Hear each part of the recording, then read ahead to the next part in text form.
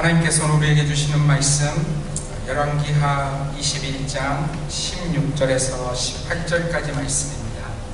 열왕기하 21장 16절에서 18절까지 말씀, 제가 한 절 여러분이 한 절 교독합니다.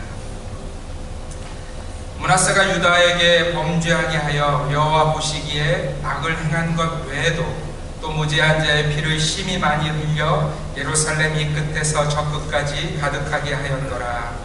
므낫세의 모든 사적과 그가 행한 모든 일과 범한 죄는 유다 역대 지략에 기록되지 아니하였느니라. 같이 읽습니다. 므낫세가 그의 조상들과 함께 자매 그의 동거할 동산 곧 우사의 동산에 장사되고 그의 아들 아몬이 대신하여 왕이 되니라. 해안선의 등대가 우뚝 세워져 있었습니다. 배들은 항상 등대 불빛을 보며 방향을 잡고 안전하게 항구로 들어오곤 했습니다. 등대를 밝히기 위한 기름 창고에는 기름이 늘 공급되어 있었습니다. 등대에 불을 밝히라고 정부에서 공급하는 기름이었습니다. 그런데 어느 날 자동차가 지나가다가 기름이 떨어져 오도 가도 못하는 그런 상황이 되었습니다. 주유소가 없는 곳이라 차의 주인은 등대지기에게 사정하기 시작합니다. 기름을 조금만 나눠달라는 간절한 요청이었습니다. 그래서 등대지기는 기름을 조금 주었어요. 그 다음날은 가난한 할머니가 오더니 추워서 잘 수가 없다고 하면서 기름 보일러에 불을 떼기 위해서 기름을 좀 채워달라고 했습니다. 그래서 등대지기는 사정이 딱한 그 할머니에게 기름을 조금 주었습니다. 그 다음날은 한 여성이 오더니 자신의 집에 등에 넣을 기름을 조금만 달라고 했습니다. 등대지기는 그녀의 처지가 난처해 보여서 기름을 조금 주었어요. 그런데 문제가 생겼어요. 그렇게 조금씩 나눠주다 보니까 당장 등대에 넣을 기름이 없는 겁니다. 그래서 등대를 밝히지 못한 그날 밤 배 몇 척이 파손되었고 그 배에 뱃사람들이 죽음을 당했습니다. 이 일로 인해서 결국은 조사단이 파견되었고 기름을 충분히 주었는데 왜 등대에 불이 꺼졌는지를 조사하기 시작했습니다. 등대지기는 등대에 불이 꺼질 수밖에 없었던 이유로 지금까지의 일을 모두 말했어요. 그리고는 그 등대지기가 이렇게 말했습니다. 어쩔 수 없었습니다. 정말 어쩔 수 없는 상황이었어요.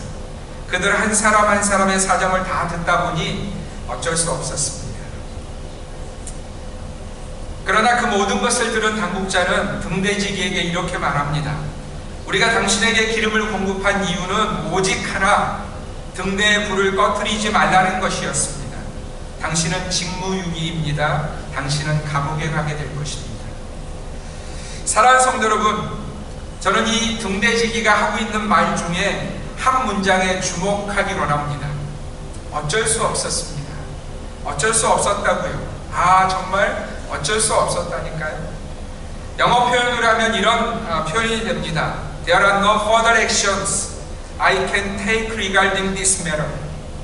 어쩔 수 없었어요. 나로서는 정말 어쩔 수 없는 상황이었다고요. 사랑하는 성도 여러분, 우리도 종종 이런 이야기를 하면서 우리의 삶을 살고 있지 않습니까? 오늘 성경은 그런 삶을 산 한 인생을 우리에게 보여주고 있습니다. 그 등대지기처럼 자신에게 그 엄청난 사명이 있음에도 불구하고 그에게 기름이 주어진 이유와 사명이 등대를 밝히는 일이었음에도 불구하고 어쩔 수 없었어요. 그럼 그냥 지나가나요? 자동차가 멈췄대잖아요. 그 가난한 할머니 집에 집 보일러에 기름이 떨어졌대잖아요. 그리고 그 여인 얼마나 불쌍한 사람이었는지 알아요? 하면서 등대를 밝혀야 할 기름을 다 허비해버린 그 어쩔 수 없었어의 삶의 대명사가 되고 있는 한 인생을 성경은 우리에게 보여주고 있어요. 여러분, 그 사람의 이름은 므낫세라는 사람입니다. 여러분, 먼저 하나님께서 므낫세를 유다의 왕으로 세우신 이유를 잘 들어보시기 바랍니다. 열왕기상 11장 36절 말씀 우리 함께 읽겠습니다. 시작. 그의 아들에게는 내가 한 지파를 주어서 내가 거기에 내 이름을 두고자 하여 택한 성읍 예루살렘에서 내 종 다윗이 항상 내 앞에 등불을 가지고 있게 하리라. 여러분, 이 말씀은요, 하나님이 솔로몬 왕의 잘못으로 인해서 북이스라엘의 10지파를 여로보암에게 주시면서 하신 말씀입니다. 그런데 그 말씀 속에는 하나님께서 다윗 때문에, 그리고 다윗을 위해서 한 지파를 남기시겠다는, 남유다를 하나님 앞에 등불로 가진 자로 남기시겠다는 그런 하나님의 뜻과 계획이 이 말씀 가운데 담겨져 있어요. 그래서 남유다의 왕이 된 므낫세는요, 바로 그 등불을 가지고 있는, 그러니까 제가 서론에서 말씀드린 그 등대지기와 같은 삶의 주인공이 바로 므낫세였다는 거예요. 여러분, 므낫세는 그런 엄청난 사명을 가지고 있었습니다. 그런데 그런 사명을 가진 므낫세의 삶이 어떠했는지 여러분 잘 보시기를 바랍니다. 일단 므낫세 역시도 어린 나이인 12살의 왕이 되었습니다. 그런데 그가 왕이 된 시대의 남유다의 현실로 보면 영적으로 참으로 비참한 상황이었다는 거예요. 여러분, 여기서 비참하다는 뜻은 므낫세가 다스리던 시대의 남유다 안에는 구약 성경 안에 등장하는 온갖 우상들의 이름이 등장합니다. 남유다의 모든 백성들이 그 우상들을 섬기고 있었다는 거예요. 바알과 아세라 우상, 하늘의 1월 성신을 위한 단들을 예루살렘 성전 안에 세우고 자신의 아들들을 불에 태워서 죽이는 몰래 우상을 섬기는 일 또한 서슴지 않던 시대가 바로 이 므낫세가 통치하던 남유다의 시대의 모습이었다는 거죠. 심지어 이스라엘 안에 하나님이 그토록 싫어하시는 온갖 신접한 자들과 무당과 박수들이 있어서 여러분, 남유다의 백성들이 더 이상 하나님께 묻지 않아요. 그 무당들에게, 그 신접한 자들에게 길흉 화목을 묻는, 그야말로 하나님이 하지 말라고 하신 일들을 다 행한 시대가 바로 므낫세의 시대였고, 그 일을 허락한 것이 바로 남유다의 왕이었던 므낫세였다는 거죠. 그러면 여러분, 남유다의 왕이었던 하나님이 등불로 주신, 그것도 다윗의 자손 중에 한 사람이었던 이 므낫세가 왜 이런 모습이 되었을까요? 여러분, 우리가 이 순간에 오늘 설교의 제목을 다시 한번 우리의 마음에 두시고 므낫세의 마음을 좀 따라가 보셨으면 좋겠어요. 일단 므낫세 같이 우리 한번 같이 말해볼 텐데 한번 따라해 주세요. 어쩔 수 없었어요. 네, 크게 한번 따라해 주세요. 어쩔 수 없었어요. 네, 여러분, 므낫세의 마음속에 있는 생각이 이것이었어요. 어쩔 수 없었어요. 어쩔 수 없는 상황이었다니까요. 여러분, 이것이 바로 므낫세의 마음 가운데 있는 생각이었어요. 여러분, 먼저 12살의 남유다의 왕이 된 므낫세가 다스리고 있는 그 시대 남유다 주위의 국제적인 환경을 좀 볼 필요가 있습니다. 여러분, 므낫세가 왜 그렇게 수많은 우상을 숭배하게 되었는지는 당시의 국제정세를 보면 드러납니다. 일단 므낫세의 아버지였던 히스기야 왕은 당시의 모든 세계 권세를 잡고 있던 아수르의 힘이 잠시 약해진 틈을 타서 종교개혁과 독립을 시도했습니다. 그러나 아수르가 군대장관 사네립을 보내는 등의 아수르의 이스라엘 침공 등이 계속되었고, 결국은 정치적으로 굉장히 어려운 상황이 바로 므낫세가 왕이 되었을 때 국제적인 상황이었다는 거예요. 그런데 여러분, 여기서 우리가 주목해야 될 세속 역사의 이야기가 있어요. 그러니까 성경은 므낫세를 이렇게 판단하는데 그 당시에 세속 역사는 므낫세를 어떻게 보는지를 볼 필요가 있는 거죠. 여러분, 므낫세에 대한 세속 역사의 판단은 성경이 말하는 것과 좀 많이 달라 보입니다. 고고학적인 기록에 이렇게 보면 므낫세의 통치 시대의 이스라엘을 보면요, 아버지 히스기야 시절보다 아버지 히스기야 시절에 사네립이 와서 무너뜨렸던 지역의 복구들이 이루어졌다고 역사는 기록하고 있어요. 또 심지어 히스기야 시대보다 훨씬 발전된 건축 양상을 보일 뿐만 아니라 이스라엘의 인구도 증가세 가운데 있는 것을 세속 역사는 기록하고 있습니다. 여러분, 또 아수르의 비문에 보면 므낫세를 충실히 조공을 바치는 왕으로, 그러니까 그 당시에 국제정세 속에서 아수르가 보기에는 므낫세를 나름 괜찮은 남유다를 통치한 왕으로 보고 있는 거죠. 그러니 여러분 한번 생각해 보십시오. 한 나라를 다스리는 왕으로서 그 험악한 국제정세 속에서 한 나라를 지키려면 더 힘이 센 나라가 원하는 것을 다 해야 되는 건 아니겠어요? 그죠? 네. 심지어 당시 아수르는 자신들의 우상을 섬기는 정책을 자신들에게 조공을 바치는 모든 나라에게 요구하고 있었으니 남유다가 아수르에게 충성을 하지 않으면 안 되는 그런 현실이 있었으니 이 남유다 므낫세가 이런 일을 하는 것은 어쩌면 당연한 일처럼 보인다는 거예요. 또 하나, 여러분, 므낫세가 또 남유다가 1월 성신을 섬겼어요. 1월 성신이 뭔지 아시겠죠? 여러분, 이 1월 성신은 당시 가나안 족속이 섬기던 신이었는데, 여러분, 왜 이 남유다가 1월 성신을 섬기고 있는가? 므낫세의 아버지 히스기야가 통치하던 시절에 종교개혁이 진행되었습니다. 그 중에 하나가 바로 이 가나안 족속이 섬기던 이 1월 성신을 섬기는 것을 금지하는 종교개혁이었어요. 그래서 1월 성신을 섬기던 남유다의 백성들 중에 불만을 가진 사람들에 대한 유화 정책으로 이 남유다의 왕이 된 므낫세가 그것을 허락해 준 거예요. 여러분, 왕이 되었는데 백성들을 보니까 백성들의 마음 가운데 뭔가 불만이 있는 거예요. 그 불만이 뭐냐면, 내가 섬기는 1월 성신 왜 못 섬기기에 이런 불만이 보이는 거죠. 그래서 므낫세가 그것을 섬기도록 백성들의 마음을 풀어준 사건이 바로 1월 성신을 섬기는 사건이었다는 거예요. 여러분, 그래서요, 남유다와 그 유다의 왕이었던 므낫세의 입장에서 보면 그렇게 수많은 우상을 섬기는 것은 그들이 처한 현실에서 보면 어쩔 수 없었던, 다시 한번 기억하세요. 어쩔 수 없었던, 그러니까 아마도 므낫세가 이렇게 이야기하지 않겠어요? 이건 어쩔 수 없는 일이었다. 나라를 위해서 어쩔 수 없는 일이라고. 우리가 이렇게 바알과 아세라와 수많은 다른 우상을 섬기는 일은 어쩔 수 없는 현실 때문이었다. 아니, 이런 현실 속에서 어떻게 하나님만 믿겠느냐고, 나도 하나님 믿는다고 생각해보라고, 내가 남유다의 왕이라고, 내가 다윗의 자손이라고, 그런데 내가 하나님 안 믿겠느냐고, 그런데 이 현실을 좀 보라고, 이 상황을 좀 보라고, 나도 어쩔 수 없었다고라고 므낫세가 말하지 않겠느냐는 거예요. 여러분, 므낫세가 다스리던 그 시대의 모습을 정리해보면 이렇습니다. 므낫세는 그 당시에 헤게모니를 잡고 있던 아수르의 눈에서 빗겨나면 안 되기에 아수르의 우상들을 섬길 수밖에 없었고요. 또 백성들의 마음을 다독이기 위해서 정말 어쩔 수 없이 1월 성신까지 섬길 수밖에 없었다는 거죠. 여러분, 세상적으로 보면 나쁘지 않죠.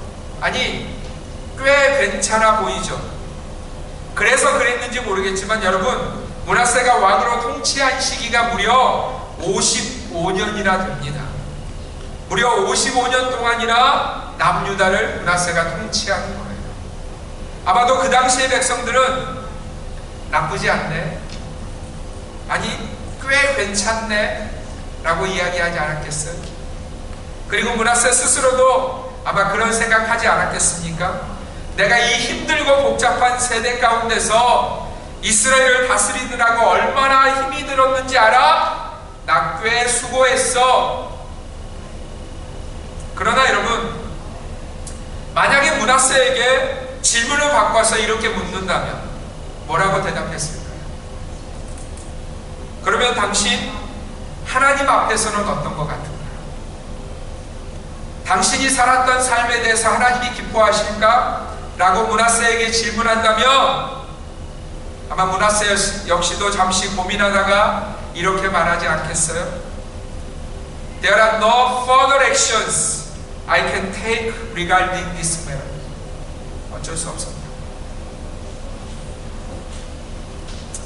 여러분, 그의 생각이 그렇다면 이렇게 자신의 생각을 따라 열심히 인생을 산 므낫세에 대한 하나님의 판단, 하나님의 생각이 무엇인지 들어보셔야 되지 않겠어요? 여러분, 그 하나님의 판단이 이것입니다. 오늘 말씀 16절 함께 읽습니다. 시작. 므낫세가 유다에게 범죄하게 하여 여호와 보시기에 악을 행한 것 외에도 또 무죄한 자의 피를 심히 많이 흘려 예루살렘이 끝에서 저 끝까지 가득하게 하였노라. 사랑하는 성도 여러분, 하나님은 이 말씀을 통해서 하나님은 스스로는 그렇게도 치열하게 살았다고 자부할 므낫세의 삶에 대해서 명확하게 말씀하고 계세요. 므낫세는 그 스스로도 하나님 앞에서 악한 자가 되었을 뿐만 아니라 온 유다 백성들까지도 하나님 앞에서 범죄하게 한, 악한 자가 되게 한, 심지어 이스라엘 안에서 무죄한 자의 피를 많이 흘리게 한 참으로 악한 시대와 악한 자들이 가득한 곳이 이스라엘이 되게 했고, 그 일을 행한 자가 바로 므낫세였다고 하나님은 말씀하고 있습니다. 그러나 여러분, 이 하나님의 말씀에 대한 므낫세가 했을 답을 다시 한번 생각해 보시기를 바랍니다. 뭐라고 대답했다고요? 므낫세가 There are no further actions I can take regarding this matter. 어쩔 수 없습니다. 어쩔 수 없습니다. 사랑하는 성도 여러분, 우리 역시도 어쩔 수 없었어요. 아니, 어쩔 수 없었지 하면서 우리 인생의 시간을 지나오지 않았습니까? 아니, 혹시라도 우리가 지금도 여전히 그렇게 살고 있는 것은 아니죠. 세상과 하나님 사이에서 그 수많은 세상의 것들에 속아서 혹은 세상의 것들에 취해서 아무 생각 없이 따라가는, 그러면서 계속해서 이렇게 되뇌죠. 어쩔 수 없었어. 그러나 여러분, 아니에요. 사실은 어쩔 수 없었던 것이 아니라 그 인생의 신앙의 결단이나 하나님을 향한 온전한 믿음이 없었던 것이고, 사실은 더 세상을 사랑했던 것이고 세상을 더 즐거워했던 인생이 아니었는지 우리 자신을 돌아보셔야 한다는 겁니다. 사랑하는 성도 여러분, 어리석게도 우리가 이제는 이런 문제에 대해서 실상은 고민도 없이 세상이 먼저가 되어버린, 하나님이야 다 용서하시고 용납하시잖아 라는 어리석은 말이 너무 익숙해져 버린 그런 인생이 아니죠. 그래서 혹시 이제는 고민도 없이 어쩔 수 없었어 의 길을 우리가 걸어가고 있는 것은 아니죠. 여러분, 여기서 우리가 한 가지 생각해야 될 것이 있습니다. 하나님은 왜 이토록 우상 숭배에 대해서 싫어하는 것일까라는 질문이에요. 여러분, 질문해 보셨어요? 하나님이 바알과 아세라와 그 이런 성신 섬기는 것을 정말 싫어하셔서 진노하셨는데 하나님은 왜 이토록 그렇게 싫어하시는가? 여러분, 상황과 현실이 이렇게 어려운데 지금 므낫세가 당한 현실을 보면 이렇게 어려운 때면, 이런 상황이면 하나님도 좀 이해해 주셔야 되는 것 아닌가? 라는 생각이 드시지 않아요? 하나님은 왜 이토록 우상들에 대해서 예민하게 반응하시는가? 심지어 므낫세가 만나고 있는 주위 상황이 그렇게 급박한 것처럼 보이는 때에도 하나님은 왜 이렇게 진노만 하고 계시는가? 여러분, 하나님이 왜 우상을 그토록 싫어하시는지를 보여주시는데요, 먼저 하나님께서는 사람들이 믿는 우상이 무엇인지를 우리에게 이렇게 보여주십니다. 우리 이사야 44장 14절 말씀 함께 읽겠습니다. 시작. 그는 자기를 위하여 백향목을 베며 디르사 나무와 상수리 나무를 취하며 숲의 나무들 가운데에서 자기를 위하여 한 나무를 정하며 한 나무를 심고 비를 맞고 자라나게도 하느니라. 여러분, 사람들이 신으로 섬기는 우상이 만들어지는 과정이 이렇습니다. 잘 들으세요. 일단 인간이 자기를 위해서 백향목을 뱁니다. 심지어 그 백향목 나무는 그 인간이 심은 거예요. 여러분, 계속해서 15절 보겠습니다. 함께 읽습니다. 시작. 이 나무는 사람이 땔감을 심는 것이거늘 그가 그것을 가지고 자기 몸을 덮게도 하고 불을 피워 떡을 굽기도 하고 신상을 만들어 경배하며 우상을 만들고 그 앞에 엎드리기도 하는구나. 놀라운 것은 인간 자신이 심어서 그렇게 자란 나무의 한 부분을 잘라내더니 자기를 위해서 땔감을 삼아서 불을 피우고 떡을 굽습니다. 그런데 인간이 그 나무를 보니까 조금 희한하게 생긴 부분이 보이는 거예요. 그래서 그 순간에 그가 생각하는 거죠. 야, 이거 뭔가 좀 신기하네? 이거 나를 뭘 하기에 좋게 생겼네? 하는 부분이 있었다는 거예요. 그래서요, 그 나무를 심은 인간이요, 그 신기한 부분을 잘라내서는 어떤 형상을 만들더니 그것을 신이라고 부르기 시작합니다. 그리고는 사람들에게 이것을 섬기라고 하면서 자기 스스로도 절합니다. 여러분, 그 모습을 보여주시는 하나님의 말씀이 17절입니다. 우리 함께 읽습니다. 시작. 그 나머지로 신상 곧 자기의 우상을 만들고 그 앞에 엎드려 경배하며 그것에게 기도하여 이르기를 너는 나의 신이니 나를 구원하라 하는도다. 사랑하는 성도 여러분, 이것이 지난 시대에 사람들이 섬기던 우상의 본질이에요. 정리하면 자기가 심고 자기가 베고 자기가 조각한 그 우상에게 신이라고 하면서 뭐라고 소리치는 거예요? 나를 구원하라, 나를 구원하라. 사랑하는 성도 여러분, 살아계신 하나님은 창조주이시며 참신이신 하나님은 하나님이 가장 기뻐하시며 창조하신 그 인생이 이 말도 안 되는 일, 이 어리석은 모습이 되지 않기를, 그리고 사단에게 속지 않기를 경고하시면서 주신 말씀이 바로 우상을 섬기지 말라는 하나님의 말씀이셨던 거예요. 사랑하는 성도 여러분, 사람이 만든 것은 절대로 사람의 신이 될 수 없다는 것을 기억하시기 바랍니다. 여러분, 이 시대의 사람들은 더 이상 나무나 철로 만든 것들을 향해서 신이라고 말하지는 않습니다. 물론 아직도 아프리카나 아마존에서는 그렇게 섬기는 사람이 있기는 합니다. 그러면 현대화된 사회 속에서 우리 시대의 사람들은 다른가? 저와 여러분들은 다른가? 아니라는 거예요. 이 시대의 사람들 역시도 여전히 신이 아닌 것들에게 속아서 그 신이 아닌 것, 자신의 손으로 만든 것들을 신으로 섬기고 있다는 거예요. 예를 들어볼까요? 여러분, 돈 누가 만들었어요? 돈 누가 만들었어요? 돈을 누가 만들었어요? 돈을 누가 만들었어요?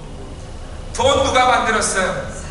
사람이 만들었어요. 매년 찍어내는 장면이 뉴스에 나오잖아요. 그런데도 사람들은 그 돈을 신으로 삼아서 말로 형용할 수도 없는 악한 일을 행하고 있는 시대가 우리들의 시대라는 거예요. 며칠 전 뉴스입니다. 태국에 방문했던 한국의 한 40대 여행객이 검은색 플라스틱 통 안에서 죽은 채로, 그것도 죽은 후에 시멘트로 그 안을 채워진 채로 발견되었어요. 심지어 그 죽은 사람을 보니까 10손가락이 다 잘려져 있는 거예요. 경찰이 CCTV를 통해서 그 사건을 일으킨 자들을 확인하게 되었고 그들을 잡아서 죽인 이유를 물어봤어요. 여러분, 뭐라고 대답했을까요? 왜 죽였어? 뭐라고 대답했을 것 같으세요? 네. 여러분이 상상한 바로 그 답, 바로 돈 때문이었어요. 돈을 우상으로 삼은 이들이 그 돈을 빼앗기 위해서 사람을 그렇게 악랄하게 고문하고는 죽인 거예요. 여러분, 이 시대의 사람들은 더 이상 나무 같은 것을 깎지는 않지만 여전히 자신의 손으로 만든 것들을 향해서 신이라고 부르고 있고 자기를 구원하라고 소리치고 있는, 그리고 자신의 손으로 만든 것 때문에 다른 사람을 죽이는 일 또한 서슴지 않는 악한 세대, 여전히 신이 아닌 것에 속고 있는 세대가 바로 우리 시대의 모습이라는 겁니다. 사랑하는 성도 여러분, 하나님이 우상을 싫어하시는 이유가 바로 이것입니다. 하나님은 절대로 인생을 위하지 못하는, 인생을 위한 것이 아닌 그 거짓 것들에 우리가 속지 않기를 바라시는 거예요. 그런데 사랑하는 성도 여러분, 이런 하나님의 말씀을 가진, 그러니까 이 세상의 모든 것들은 신이 아니라고, 절대로 신이 될 수 없다고 말씀하시는 그 하나님의 말씀을 가진 이스라엘 백성들이었음에도 불구하고, 심지어 남유다의 왕이었음에도 그들은 그 우상에 속아서 이렇게 말하고 있는 거예요. There are no further action I can take regarding this matter. 어쩔 수 없었어. 사랑하는 주님의 교회 성도 여러분, 속지 마십시오. 사실 아무 능력도 없고 소망도 줄 수 없는, 절대로 신이 될 수 없는 것들에 속지 마세요. 그 어떤 것도, 심지어 사람도 우리의 신이 아니라는 것을 기억하시기 바랍니다. 여러분, 제가 이렇게 말씀드리는 것은 우리 부모님들, 요즘 자녀들을 어떻게 생각해요? 특별히 요즘 젊은 부모님들, 자녀가 마치 신인 것처럼 떠받들고 살죠. 여러분, 자녀들까지도 신으로 삼지 마십시오. 오직 저와 여러분이 오늘 예배하고 믿는 우리 하나님만이 참 신이심을 기억하시기를 바랍니다. 사랑하는 성도 여러분, 안타깝게도 므낫세의 그 55년의 통치를 판단하시는 이는 아수르 왕이 아니었어요. 너 나한테 그렇게 충성을 다했어? 너 참 잘 살았다 라고 므낫세를 판단하시는 이는 절대로 그 아수르 왕이 아니었다는 거예요. 여러분, 이 말씀은 저와 여러분들에게도 동일합니다. 저와 여러분의 삶에 대해서 잘 살았다고, 너 참 괜찮게 살았다고 판단하는 기준은 절대로 이런 것들이 아니라는 것을 기억하세요. 오늘 여러분들이 살고 있는 집의 사이즈가 여러분의 삶을 잘 살았다고 판단하는 기준이 아니에요. 오늘 여러분의 통장 잔고 안에 남아있는 그 돈의 잔고가 여러분들의 인생이 잘 살고 있다고, 잘 살았다고 인정해주는 그 판단의 기준이 아니라는 거예요. 여러분의 삶에 대해서 잘 살았다고 판단하시는 이는 이 세상의 그 어떤 인생도 아니라는 거예요. 오직 전능하신 하나님, 살아계신 하나님만이 저와 여러분의 삶을 판단하신다는 거죠. 여러분, 어쩌면 참으로 치열했을 므낫세의 그 55년의 삶을 판단하시고 악하다고 말씀하신 그 하나님께서 바로 저와 여러분의 삶 또한 판단하실 것이라는 것을 우리는 잊지 말아야 합니다. 여러분, 이것이 우리가 하나님의 말씀대로 우리의 인생을 살아야 하는 이유입니다.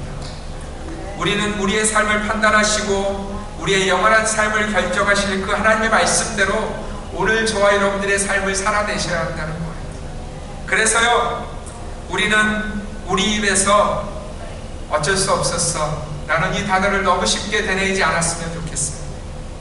왜냐하면 여러분, 잘 들으세요. 하나님은 우리 인생이 그렇게 스스로 어쩔 수 없어서라고 말할 수 있는 상황에 처할 때, 정말로 진짜로 어쩔 수 없는 그 상황, 여러분, 우리 인생이 그런 삶의 때를 만날 때가 있잖아요. 있어요, 없어요? 있어요. 그때 우리가 정말 연약하고 부족해서, 그리고 힘도 능력도 없어서 그런 상황을 만났을 때, 그런데 우리가 믿는 그 하나님은 그 때가 있을 것 또한 아셔서 우리에게 약속의 말씀을 주고 계시다는 거예요. 여러분, 그 말씀이 고린도전서 10장 13절 말씀인데, 여러분, 이 말씀을 꼭 암송하셨으면 좋겠어요.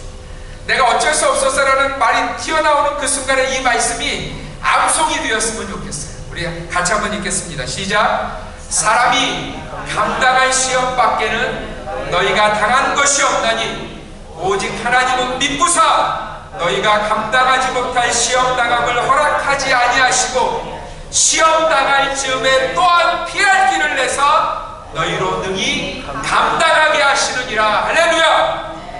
여러분, 잘 들으세요. 이 말씀을 므낫세에게 적용해 볼까요? 므낫세의 인생에서 만났던 그 스스로의 어쩔 수 없었어 라고 말한 그 모든 일들이, 그 모든 시험들이 어떤 시험이라고 주님 말씀하시는 거예요? 네, 하나님은 자신을 신뢰하고 의지하는 백성들이 그런 시험을 만났을 때 그 시험이 절대로 그가 감당치 못할 시험이라고 말씀하시는 것이 아니라 감당할 수 있는 시험이라고, 또한 그 시험을 만났을 때 피할 길을 주신다고 약속하십니다. 그래서 여러분, 요즘 여러분의 삶에 어려움이 있으세요? 요즘 여러분 입에서 그저 터져 나오게 하는 어쩔 수 없었어 할 만한 인생의 일들이 여러분에게 있으세요? 사랑하는 성도 여러분, 기억하십시오. 어쩔 수 없지 않아요. 절대로 어쩔 수 없지 않습니다. 저와 여러분 자신은 전능하신 하나님을 알고 그 전능하신 분을 믿는 자임을 기억하시기를 바랍니다. 그래서 성경은 우리가 믿는 그 하나님은 참으로 이쁘신, 참으로 믿을만하고 신실하신 하나님이라고 우리에게 가르쳐 주십니다.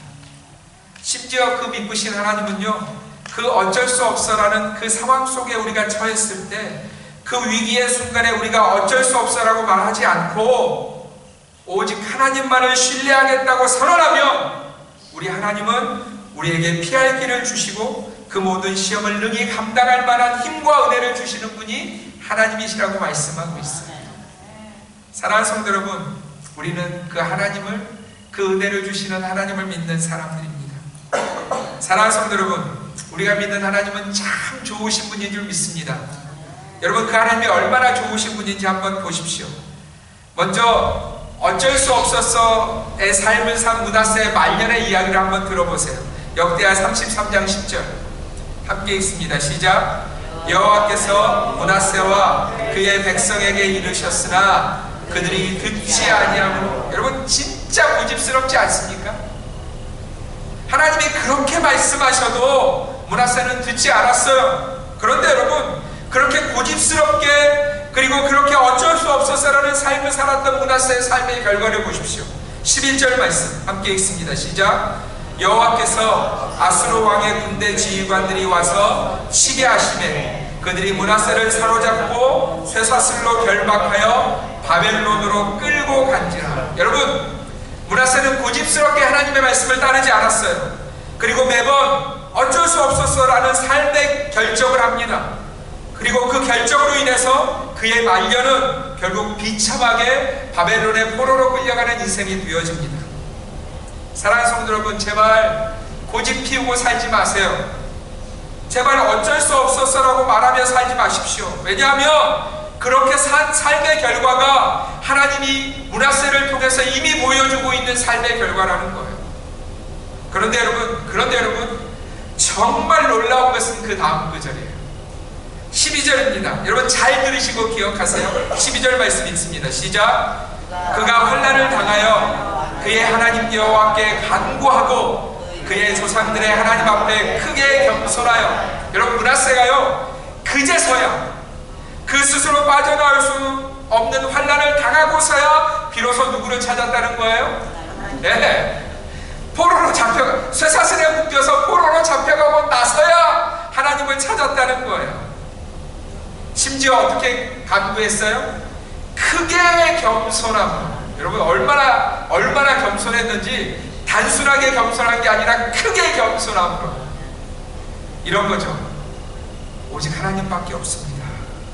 므낫세가 그제서야 더 이상 어쩔 수 없었어라고 말한 것이 아니고요, 오직 하나님밖에 없습니다 라고 하나님께 부르짖기 시작했다는 겁니다. 사랑하는 성도 여러분, 여러분이 만약 하나님이시라면 이런 므낫세를 어떻게 하실 것 같으세요? 한번 생각해 보세요. 그토록 악했는데, 심지어 그렇게 말해도 듣지 않고 정말 악한 일만 그토록 골라 했는데, 그제서야 포로로 잡혀가고 나서야 그제서야 하나님을 찾는다면, 만약 여러분이 하나님이라면 뭐라 그러실 것 같으세요? 야, 망하니까 나 찾아? 너 그렇게 얘기해도 듣지 않더니 꼴 좋다. 아마 우리가 그렇게 반응하지 않겠어요? 그런데 여러분, 저와 여러분이 믿는 하나님이 어떻게 반응하시는지 들어보세요. 우리 13절 말씀 같이 읽습니다. 기도하였으므로 하나님이 그의 기도를 받으시며 그의 간구를 들으시사 그가 예루살렘에 돌아와서 다시 왕위에 앉게 하시매 므낫세가 그제야 여호와께서 하나님이신 줄을 알았더라. 사랑하는 성도 여러분, 우리가 믿는 하나님이 얼마나 좋으신 하나님인지 아시겠습니까?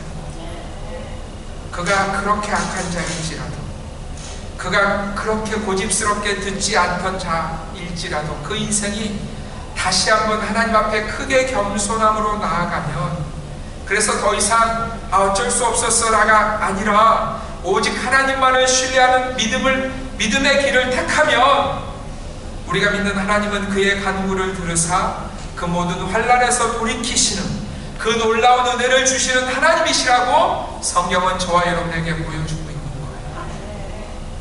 사랑하는 성도 여러분, 인생에 하나님의 은혜를 누리는 키가 보이십니까? 네, 쓸데없는 고집, 내 생각을 버리고 참으로 겸손하고 겸비하게 하나님만을 신뢰하며 하나님께 부르짖으면 우리 하나님은 참으로 들으시는, 우리를 참으로 돌보시는 하나님이심을 기억하시기를 바랍니다. 사랑하는 성도 여러분, 저는 우리 성도들이 이 어리석은 자신이 계획하고 의지한 것을 통해서 결국은 아무것도 얻지 못하는 어쩔 수 없었어에 속지 않기를 바랍니다. 자신을 속이지 마세요. 여러분, 사실은 어쩔 수 없는 것이 아니에요. 사실은 내가 아직도 그 살아계신 하나님을 만나지 못한 것이거나 그분의 그 놀라운 은혜와 사랑을 경험하지 못한 것이에요. 사랑하는 성도 여러분, 그러므로 우리의 삶의 최우선을 하나님께 두고 하나님의 말씀대로 사는 믿음의 결단이 있으시기를 주님의 이름으로 부탁드립니다. 오늘 하나님 앞에 드리는 이 예배가, 여러분, 이 예배가 여러분의 삶의 최우선순위가 될 때 하나님이 우리를 우선순위로 두십니다. 여러분의 가정에서도 마찬가지예요. 여러분의 가정 속에서 오직 최우선이 하나님을 경외하는 일이 되어질 때 하나님은 여러분의 가정을 살아가서 회복시키시고 살리실 것을 믿습니다. 여러분의 비즈니스와 직장도 마찬가지예요. 여러분, 돈이 최우선이 되어서는 안 돼요. 하나님의 뜻대로 사는 일이 최우선이 될 때 하나님은 여러분의 직장과 비즈니스에게도 은혜를 주실 것을 믿습니다. 여러분, 우리가 너무 쉽게 이렇게 말하지 않기를 바랍니다. 어쩔 수 없었어. 더 이상 우리를 지키지도 못하는, 우리를 위하지도 못하는 이 어쩔 수 없어서에 빠져있지 않기를 바랍니다. 사랑하는 성도 여러분, 우리는 더 이상 어쩔 수 없어서라고 말하는 자가 아니라 기도해야지, 이럴수록 더 말씀 가운데 있어야지, 이럴수록 더욱 하나님만 신뢰해야지. 우리가 이렇게 겸손함으로 하나님 앞에 나아갈 때 하나님은 약속하신 대로 이렇게 행하실 거예요. 여러분 잘 들으세요. 오직 하나님은 믿부사 너희가 감당하지 못한 시험당함을 허락지 아니하시고 시험당할 즈음에 또한 피할 길을 내사 너희로 능히 감당하게 하시느니라. 이번 한 주간 이 놀라운 하나님의 은혜를 만나시는 저와 여러분들의 삶이 되시기를 주님의 이름으로 축원드립니다. 기도하겠습니다. 이 시간 같이 한번 기도할 텐데요, 여러분 안에 있는 그 어려움들을 우리 하나님 앞에 겸손하게 쏟아놓기 원합니다. 하나님, 내 힘으로 되어지지 않던데요, 내가 아무리 힘쓰고 애써도 이 세상의 것 다 끌어와도 내 힘으로 되어지지 않던데요, 이제 내게 하나님밖에 없습니다. 하나님, 나와 함께하여 주옵소서. 하나님, 내 안에 역사하여 주옵소서. 우리 같이 한번 간절히 기도하시면서 우리 하나님 앞에 나아가도록 하겠습니다.